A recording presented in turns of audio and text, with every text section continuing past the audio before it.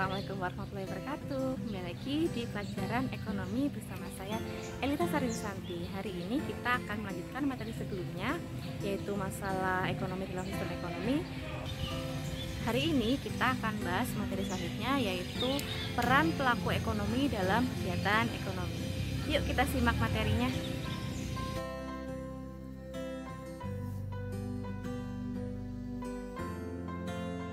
Tujuan pembelajaran. Setelah kegiatan pembelajaran ini diharapkan peserta didik dapat menjelaskan kegiatan ekonomi dan mengidentifikasi perilaku produsen, konsumen, pemerintah, dan masyarakat luar negeri dalam kegiatan ekonomi, sehingga dapat menerapkannya dengan cermat dan teliti dalam kehidupan sehari-hari dengan sikap kritis, kreatif, jujur, dan bertanggung jawab.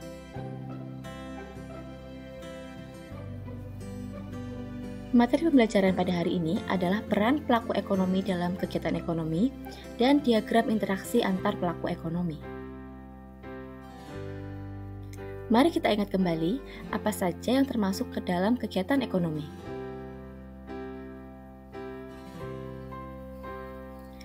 Kegiatan ekonomi terdiri dari produksi, distribusi, dan konsumsi.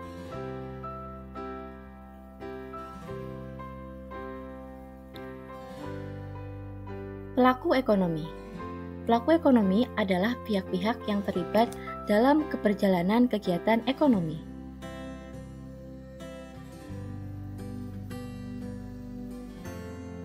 Siapa yang disebut sebagai pelaku ekonomi? Pelaku ekonomi terdiri dari rumah tangga konsumsi atau konsumen, rumah tangga produksi atau produsen, rumah tangga negara atau pemerintah, dan masyarakat luar negeri. Rumah tangga konsumsi atau konsumen. Konsumen adalah pihak rumah tangga yang melakukan konsumsi guna memenuhi kebutuhannya. Sedangkan konsumsi adalah kegiatan menghabiskan atau mengurangi nilai guna suatu barang dan jasa. Peran rumah tangga konsumsi.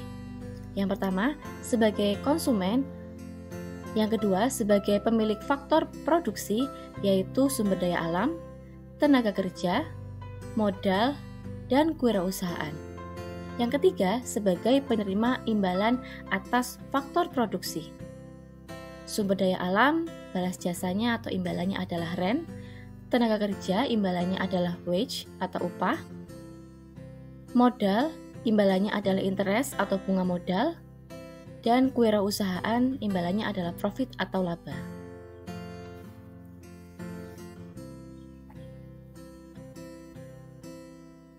Tahukah kalian mengapa barang atau jasa yang dikonsumsi oleh setiap orang berbeda-beda? Ya, karena ada faktor yang mempengaruhi konsumsi, faktor internal dan faktor eksternal. Faktor internal contohnya adalah pendapatan, usia dan jenis kelamin, pola hidup, dan selera. Sedangkan faktor eksternal adalah kebudayaan, lingkungan, dan harga.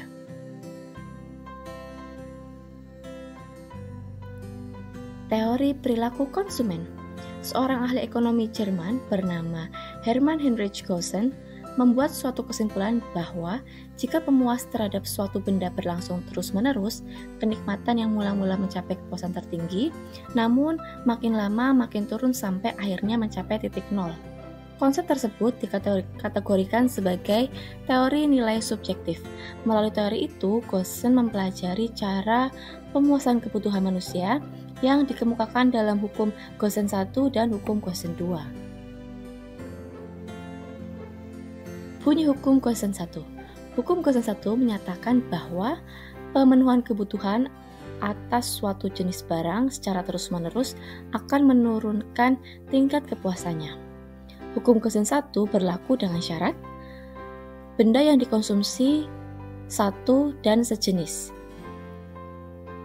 satu macam dan sejenis. Kemudian pemenuhan berlangsung secara terus-menerus tanpa tenggat waktu. Contoh hukum Gossen 1 adalah ketika seseorang meminum 1 gelas air maka tingkat kepuasannya akan sangat tinggi. Namun, tingkat kepuasan tersebut semakin lama semakin berkurang selaras dengan jumlah air yang diminum.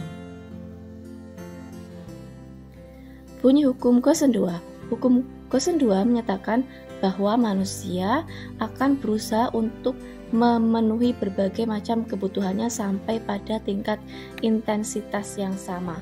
Contoh hukum Gosen II adalah saat mempunyai uang sebesar 100.000, Anda akan cenderung menghabiskan uang untuk berbagai kebutuhan. Misalnya seorang pelajar membelanjakan uang untuk jajan, membeli buku tulis, buku bacaan, dan alat tulis.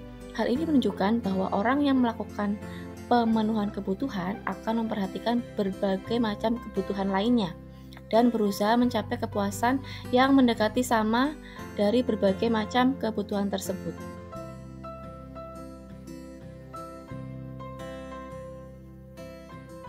Rumah tangga produksi atau produsen.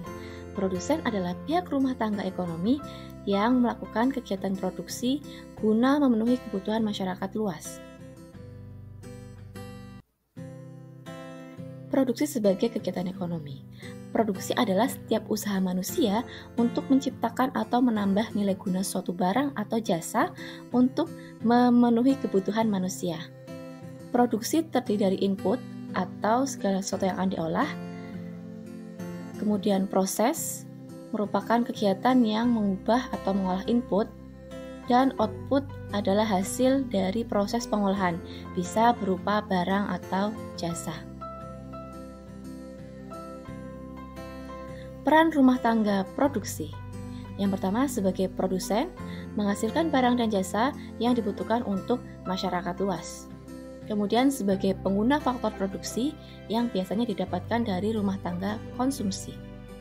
Selanjutnya, rumah tangga produksi juga berperan sebagai agen pembangunan. Contohnya adalah dengan membuka lapangan pekerjaan yang bisa mengurangi pengangguran, kemudian menjadi kontributor dalam menyediakan fasilitas-fasilitas publik dengan bekerjasama dengan pemerintah, menyediakan barang dan jasa yang digunakan oleh pemerintah dalam hal memenuhi kebutuhan dan fasilitas warga negara.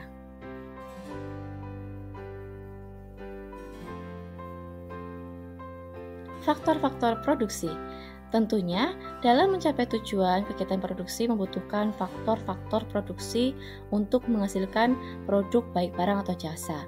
Faktor produksi terdiri dari faktor produksi asli, yaitu sumber daya alam dan sumber daya manusia atau tenaga kerja, dan faktor produksi turunan, yaitu modal atau capital dan kewirausahaan.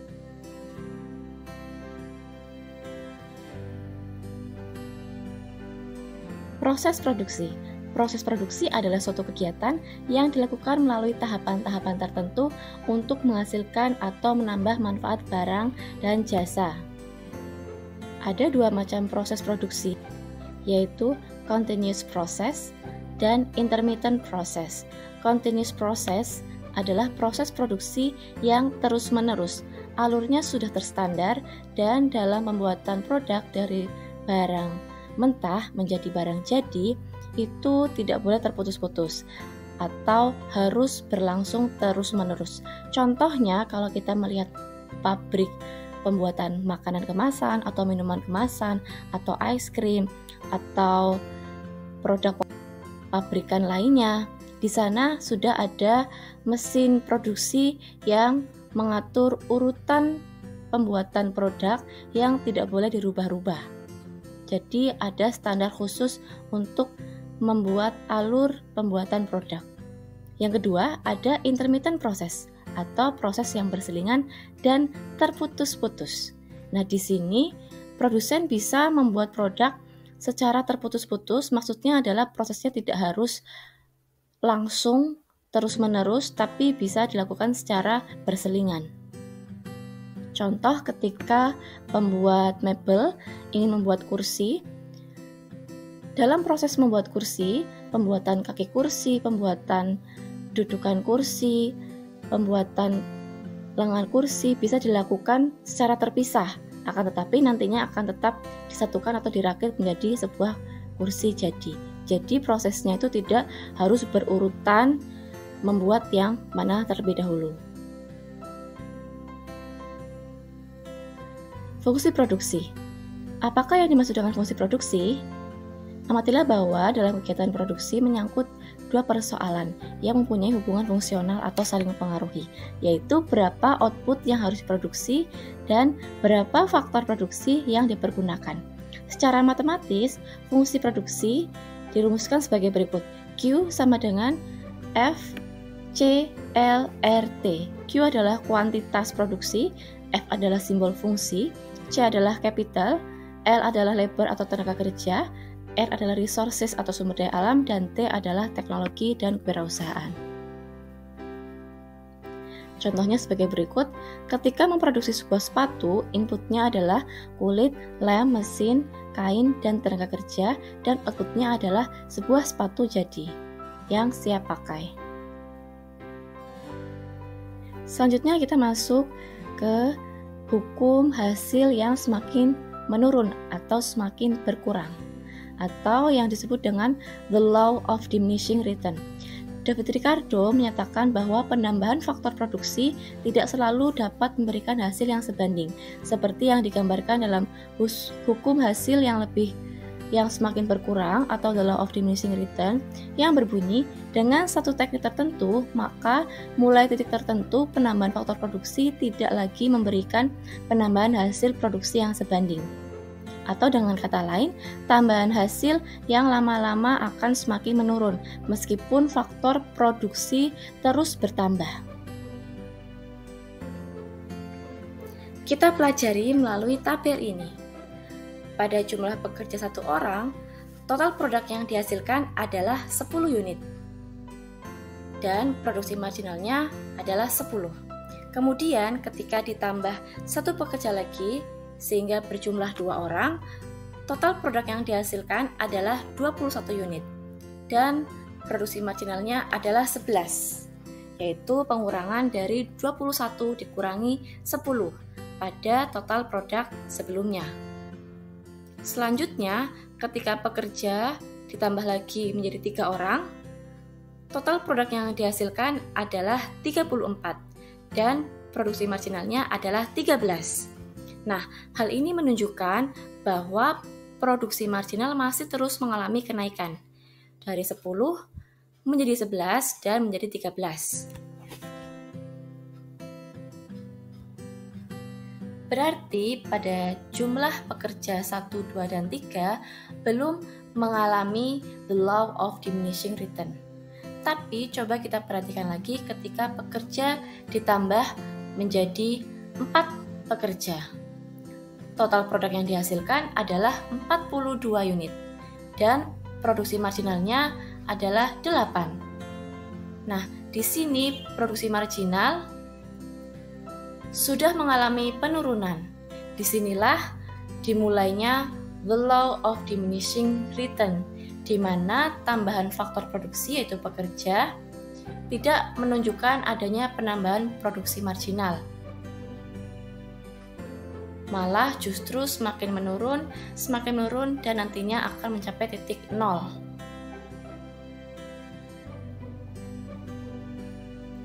Jika digambarkan dengan grafik, akan seperti ini. Mula-mula akan terus mengalami kenaikan, namun pada titik tertentu akan mulai mengalami penurunan hingga nantinya akan mencapai titik 0. Nah, jika penambahan tenaga kerja sudah memberikan tambahan hasil yang semakin menurun, sebaiknya perluasan produksi dengan menambah tenaga kerja dihentikan.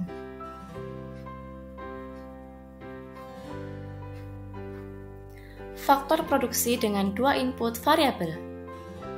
Yang pertama, kurva Isoquant. Kurva Isoquant adalah kurva yang menunjukkan berbagai kombinasi faktor produksi yang menghasilkan tingkat produksi yang sama. Contohnya, tenaga kerja dan modal.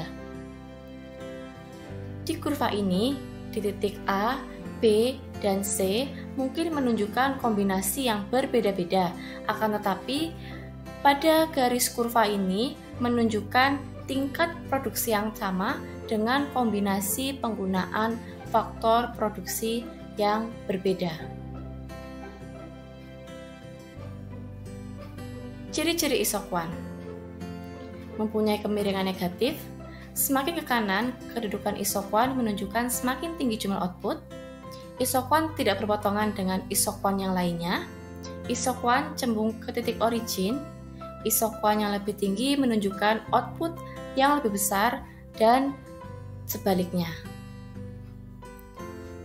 Jadi, pada kurva isokuan dengan titik A, B, dan C dan sepanjang garis ini masih menunjukkan tingkat produksi yang sama. Akan tetapi, jika nanti ada kurva isokuan yang berada di sebelah kanan atas dari garis isokuan yang pertama ini, berarti menunjukkan tingkat produksi yang lebih tinggi.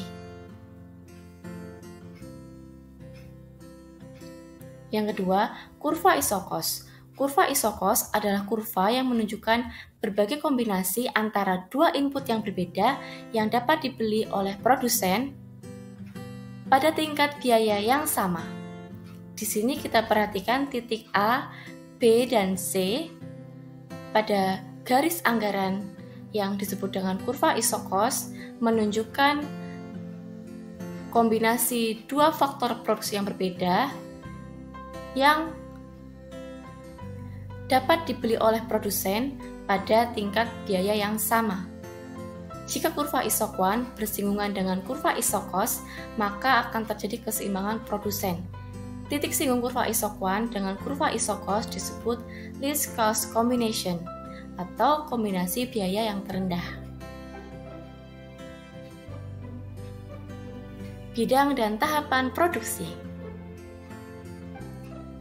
Pembagian produksi dibagi menjadi 5 bidang. Bidang ekstraktif, bidang agraris, bidang industri, bidang perdagangan, dan bidang jasa. Bidang ekstraktif, yaitu bidang usaha yang mengambil hasil alam secara langsung. Contoh produksi bidang ekstraktif antara lain pertambangan, perikanan laut, berburu, dan menebang hutan.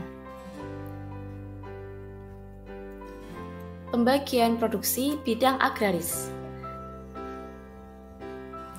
yaitu setiap usaha mengerjakan atau mengolah alam agar diperoleh hasil dari tumbuhan dan hewan.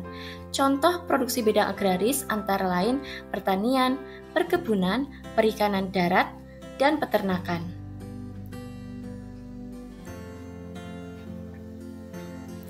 Bidang industri.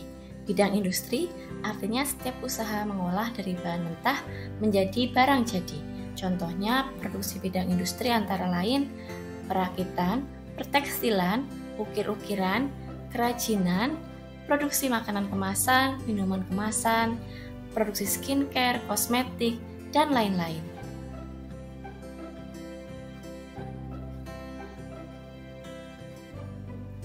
Bidang perdagangan artinya setiap usaha untuk membeli barang dan menjualnya kembali tanpa merubah bentuk. Contoh produksi bidang perdagangan antara lain perdagangan regional, perdagangan nasional, dan perdagangan internasional. Dalam gambar ini menunjukkan toko kelontong yang menjual barang-barang yang dibeli dari supplier.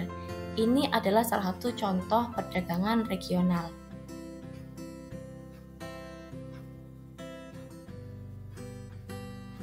Bidang jasa. Setiap usaha memberikan pelayanan kepada masyarakat dengan tujuan memperoleh keuntungan. Contoh produksi bidang jasa antara lain perbankan, asuransi, pengangkutan, dan hukum.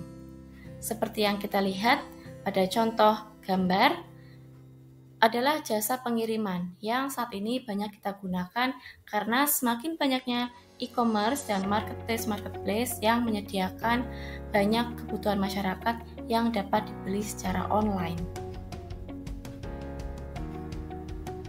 Rumah tangga negara atau pemerintah. Salah satu tujuan terlibatnya pemerintah dalam kegiatan ekonomi adalah guna mewujudkan kesejahteraan hidup rakyat banyak. Peran rumah tangga negara. Yang pertama, sebagai pengatur. Pemerintah sebagai pengatur yang mengatur kestabilan ekonomi dalam suatu negara. Contohnya dengan membuat kebijakan melalui peraturan perundang-undangan yang mendorong adanya kestabilan ekonomi. Contohnya untuk tujuan mengurangi pengangguran, menambah atau meningkatkan kesejahteraan rakyat melalui pembangunan fasilitas yang mendukung kesejahteraan masyarakat. Yang kedua, sebagai konsumen. Pemerintah juga menjadi konsumen bagi berbagai produk barang dan jasa yang diproduksi oleh rumah tangga produksi. Contohnya, dalam membangun fasilitas untuk masyarakat, pemerintah membeli bahan-bahan bangunan dari rumah tangga produsen untuk digunakan dalam pembangunan infrastruktur. Yang ketiga, sebagai produsen. Contohnya, pemerintah menyediakan listrik bagi masyarakat melalui PLN dan menyediakan kebutuhan bahan bakar minyak melalui BUMN-nya yaitu Pertamina. Masyarakat luar negeri. Keterlibatan masyarakat luar negeri dalam perekonomian akan mewujudkan perdagangan yang lebih lancar dan bervariasi. Peran masyarakat luar negeri. Yang pertama, sebagai konsumen. Masyarakat luar negeri dapat menjadi konsumen atas produk-produk yang diproduksi dari dalam negeri. Contohnya adalah pada saat masyarakat luar negeri datang ke Indonesia sebagai wisatawan, atau pada saat rumah tangga produksi Indonesia melakukan ekspor ke negara-negara luar, sehingga masyarakat luar negeri dapat menjadi konsumen atas produk-produk yang diproduksi di Indonesia. Yang kedua, sebagai produsen,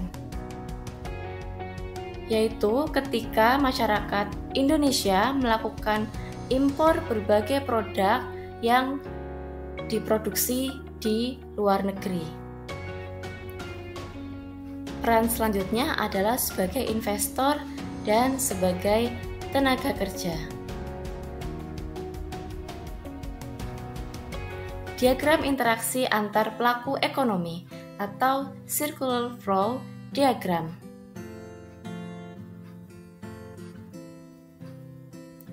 Diagram dua sektor, terdiri dari rumah tangga konsumen dan rumah tangga produksi.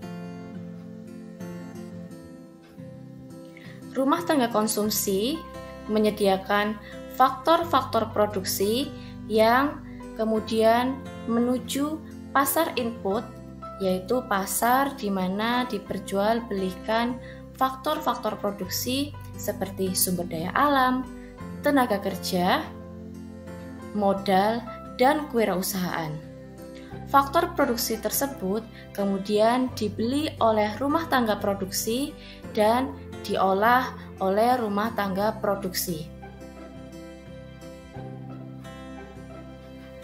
Atas pembelian faktor produksi tersebut, rumah tangga produksi memberikan imbalan atau balas jasa atas faktor produksi yang dibeli tadi.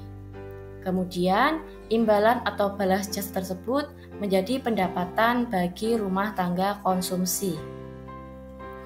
Faktor produksi yang telah dibeli tadi diproses dan diolah oleh rumah tangga produksi, kemudian menghasilkan barang dan jasa yang berjalan melalui arus barang dan jasa menuju pasar output. Pasar output adalah pasar di mana diperjualbelikan barang dan jasa dalamnya.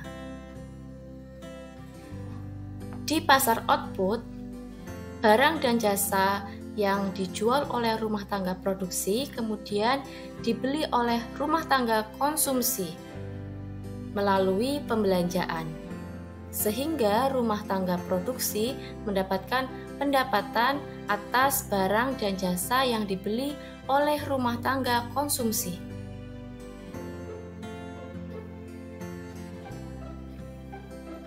Selanjutnya, diagram 3 sektor, terdiri dari rumah tangga konsumsi, rumah tangga produksi, dan pemerintah. Di sini pemerintah berperan memberikan subsidi dan fasilitas kepada rumah tangga produksi dan rumah tangga konsumsi. Dan juga pemerintah mendapatkan pembayaran pajak dari rumah tangga konsumsi dan rumah tangga produksi.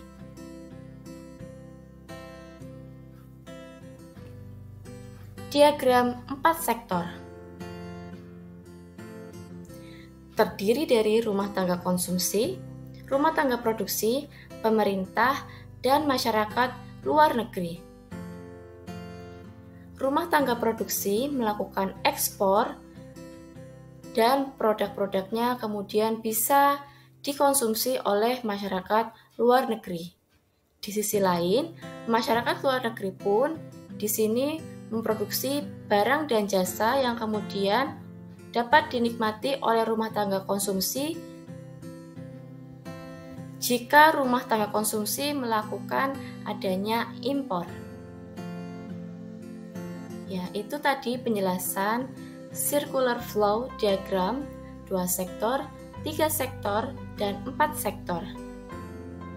Dari keseluruhan materi, semoga semuanya bisa memahami dengan baik, dan di sini kita buatkan kuisis untuk mengukur pemahaman teman-teman semua tentang materi yang sudah kita pelajari bersama.